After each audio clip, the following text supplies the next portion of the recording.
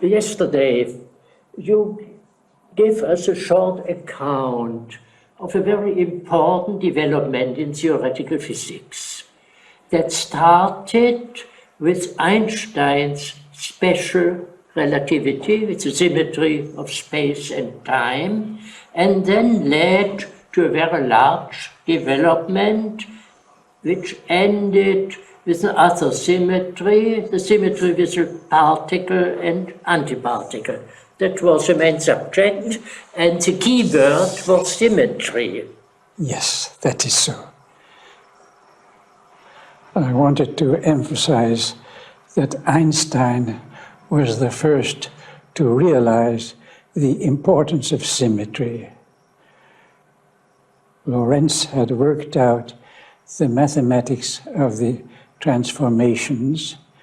The transformations are called Lorentz transformations, but Lorentz did not realize the symmetry which was implied by these transformations.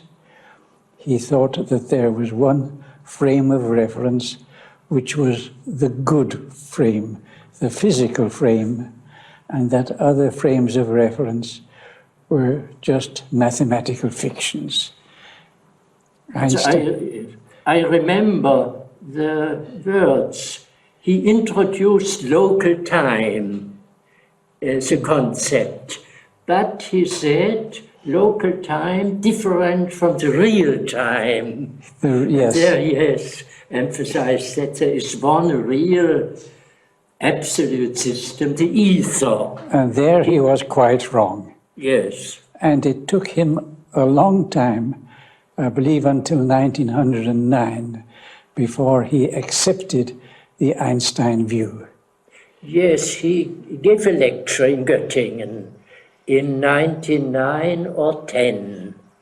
And he said that perhaps we must give up the concept of equal time, of the absolute equal time, but he, I can say in German, ich würde es ungern aufgeben.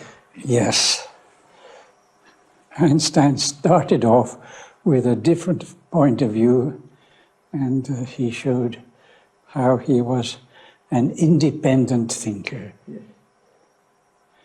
And with the word symmetry, in this connection, you mean symmetry between time and space? Correct, yes. What symmetry was in the center of theory has changed in time. At first it was symmetry of space and time, then came other symmetries zwischen electron and anti-electron, positive and negative charge. And then more recently, other symmetries have appeared in physics. A symmetry between proton and neutron. Yes. And this is only an approximate symmetry, what physicists call a broken symmetry. Yes, but if I would ask you something for the former symmetry. In your work, that symmetry, space-time, showed it's important if you constructed your, what we call Dirac equation of the electron. In the days before, physicists preferred the so-called Schrödinger-Klein-Gordon Gleichung equation, but this equation has the time in a second derivative. Yes. And that was not acceptable for you. You have, before you had constructed what we call transformation theory, and there you needed the concept of probability and the first derivative. That is correct, yes, yes.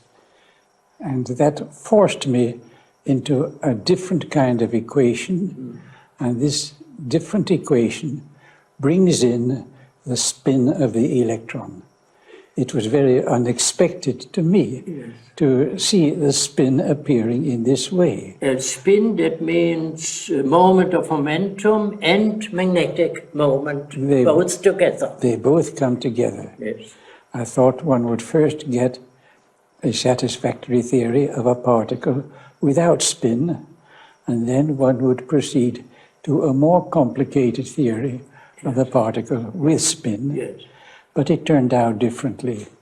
The simplest kind of particle does have a spin. Yes. You mean perhaps Paul Dirac with the scalar theory, and physicists saw that they can incorporate any spin into a consequent theory, but it is quite more complicated. Yes. I agree. Yes. The simplest particle that could exist was the fermion with a spin 1/2, the electron. That is so, yes, yes. It was a great revelation when this appeared.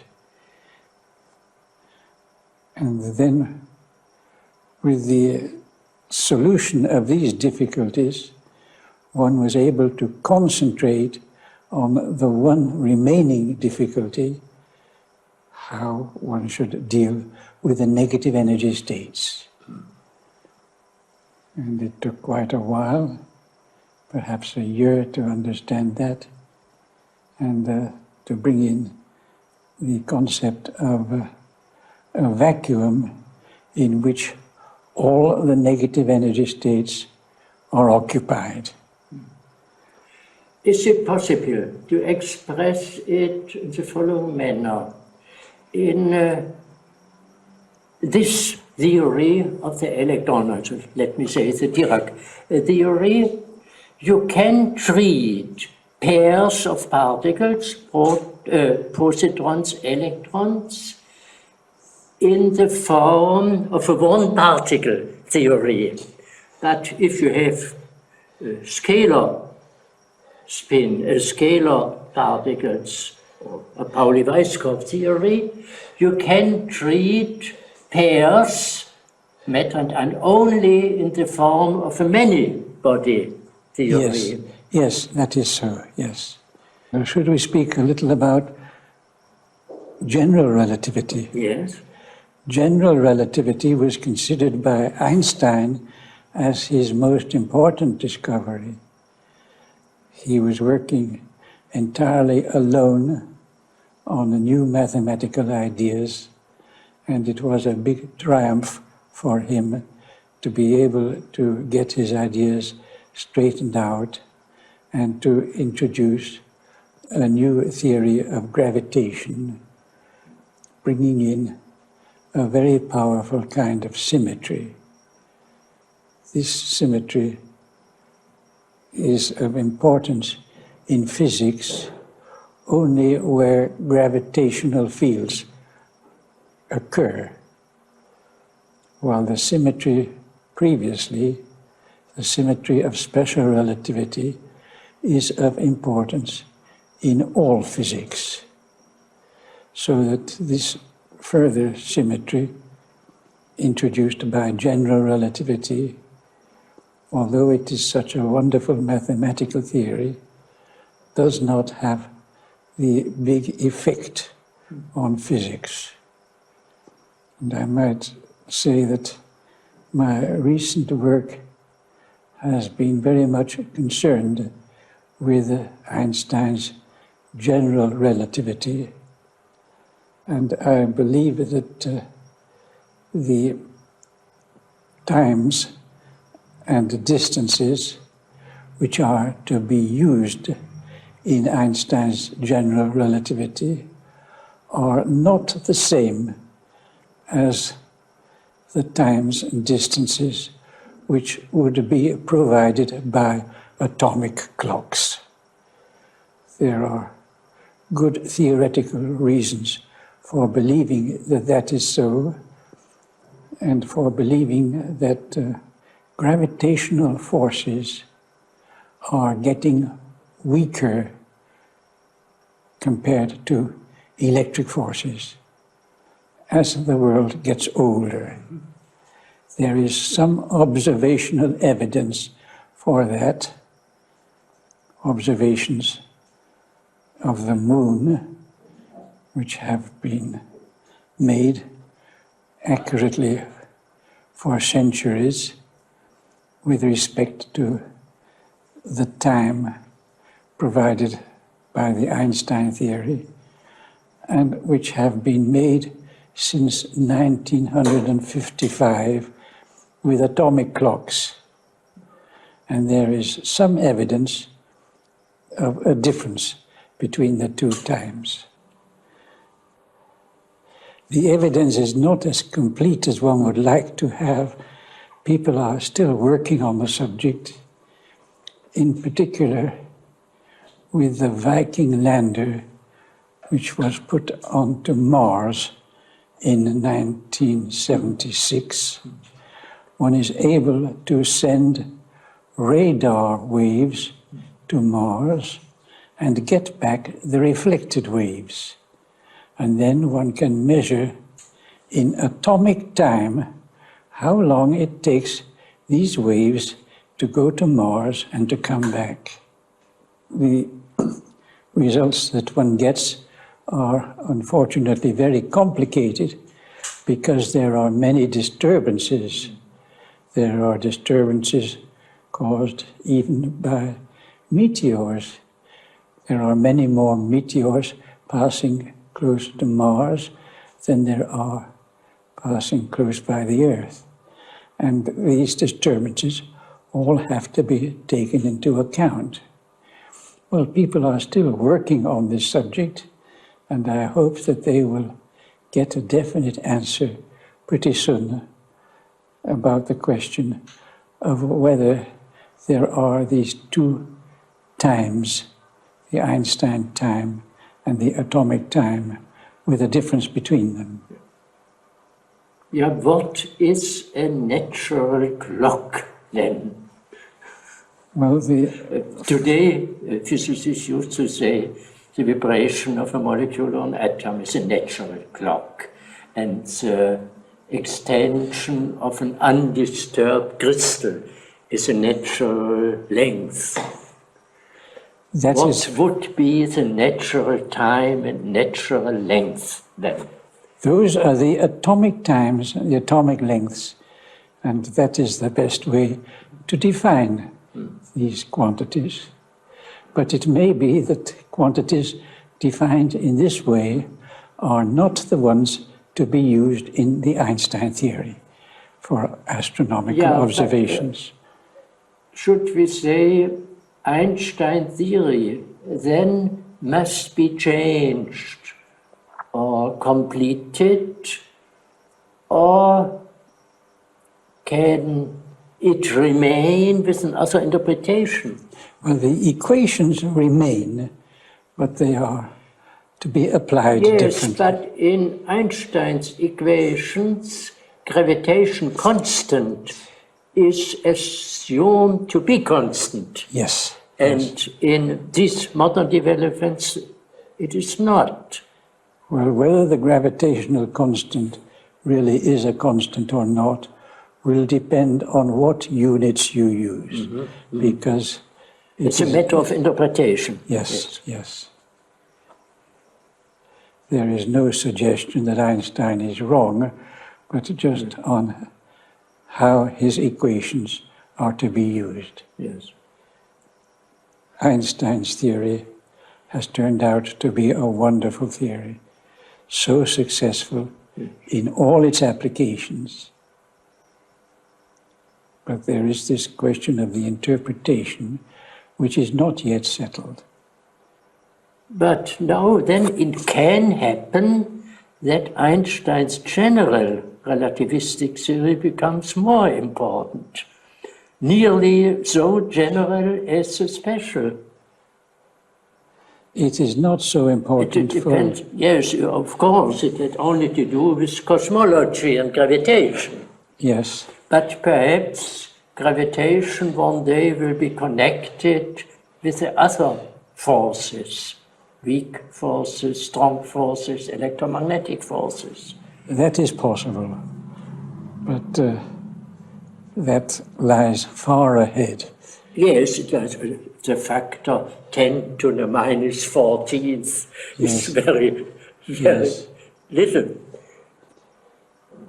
I think you was the first who laid the attention to these extreme constants. Yes. 10 to the minus 4th, 10 to the minus 80th. Yes, yes. But we have no certain results. The question is open. There is some evidence from the observations of the moon. Yeah. But one would like to have some confirmation coming from the radar observations from Mars. Yes. Yes, but can we say that quantum mechanics also had a great consequence? The whole theory of matter, the whole theory of the properties of matter, chemistry, and so on is a consequence of quantum mechanics. In the atom, the motion of the electron is slower than that of light. Yes. And the chief features of quantum mechanics are non-relativistic. That I would agree. And I think that the correct connection between quantum theory and relativity has not yet been discovered. Yes, yes. Can I ask you something of the modern development? Now we hope that perhaps in a short time we get a unified theory of the particles. Now we make differences between strong interaction, electromagnetic interaction, weak interaction, gravitation, these four. What are your hopes? I think that the present methods which theoretical physicists are using are not the correct methods.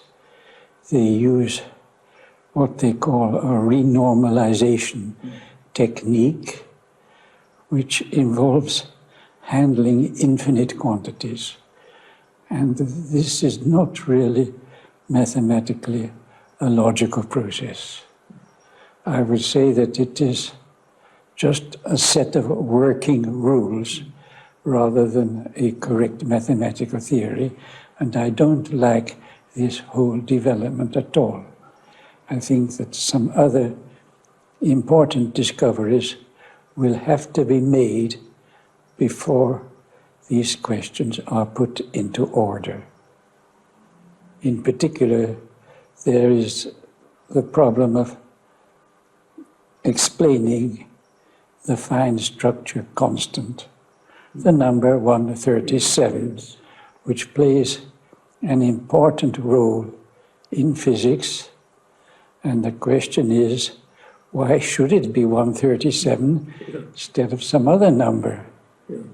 That has not been explained at all, and I feel that it is necessary to get an explanation of that before one will make an important advance in understanding atomic theory. The fine structure constant is one of them. Also the relation between weak and strong interaction. For strong interaction, perhaps you can say the constant is nearly 1. Yes, it's really yes. perhaps 1. Then the mass, the proportion of the masses, electron mass, proton, neutron mass. I think that's the other problem. That is These two problems will be connected, I think. Probably, yes. There is quite a different problem of the ratio of the mass of the proton to the mass of the electron.